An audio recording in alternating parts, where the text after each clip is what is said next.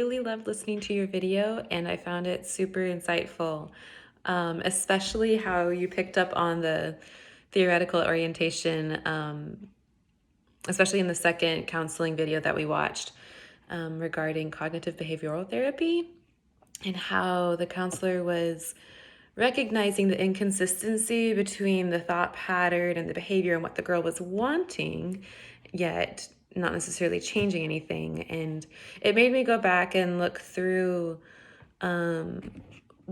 what we learned about cognitive behavioral therapy. And the textbook says, as clients begin thinking more rationally and realistically, they will then feel better and act in a more productive manner. And I do feel like that's what that counselor was trying to do, trying to get her to, through questions and prompting and as he kept pushing and pulling, he was trying to get her to change her thoughts and to get a different result. So I appreciate you pointing that out, and it made me think a little harder about it.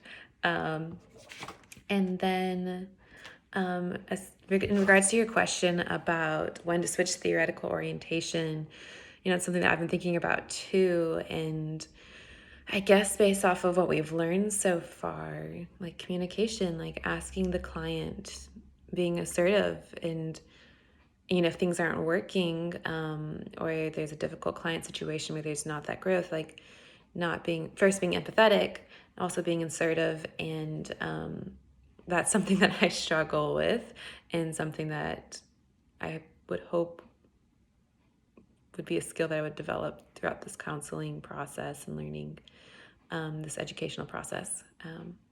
But yeah, just communication and talking to them is really what I would go for right now in a way of answering that question.